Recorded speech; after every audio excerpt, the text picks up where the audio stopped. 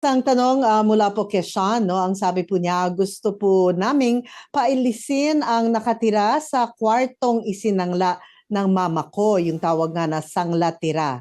Ang problema, hindi na namin makontak si mama dahil sumama na siya sa ibang pamilya. Si father-in-law ang nakapirma sa kontrata, pero hindi naman sa kanila legally ang property.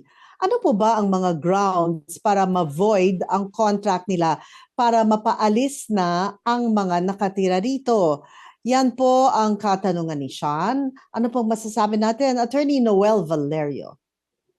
Yes, ang gagawin ho diyan, parang palalabasin ho natin na inabandona ng magulang yung property kasi tumama na sa iba. Pero pinakamaganda ho diyan hanapin, kumuha ng contract, gumawa ng power of attorney para bigyan siya ng authority para mag ah, magpa para sila yung magpaalis. Pero ang batas, kung halimbawa itong pag-uusapan natin karapatan, si Sian bilang anak na kahit na iniwan, since sila yung may karapatan dun sa bahay o kwarto, pwede silang maningil. Pwede silang, pag hindi nagbayad, pwede nilang paalisin kasi anak naman sila. O hindi naman po pwedeng very unfair, no?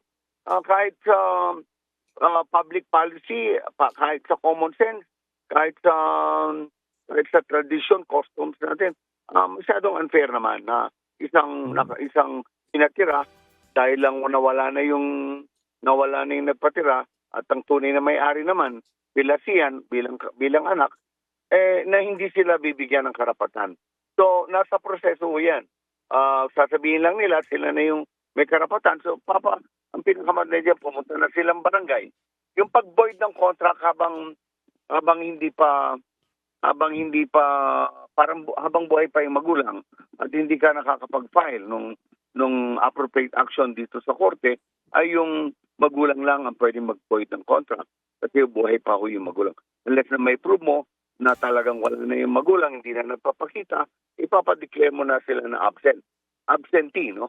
So padideclare mo yan sa korte, ikaw na rin yung may karapatan ngayon. Pero pagkarapatan para mangolekta, dahil hindi na kolekta pala to, tanla tira. Ibig sabihin, pag tapos na yung kontrata, o pwede mo nang paalisin.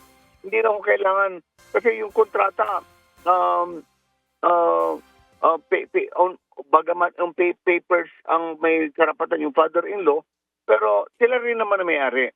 At makikita naman ang basehan yung titulo. Ang titulo nasa pangalan ng nanay ni Sian.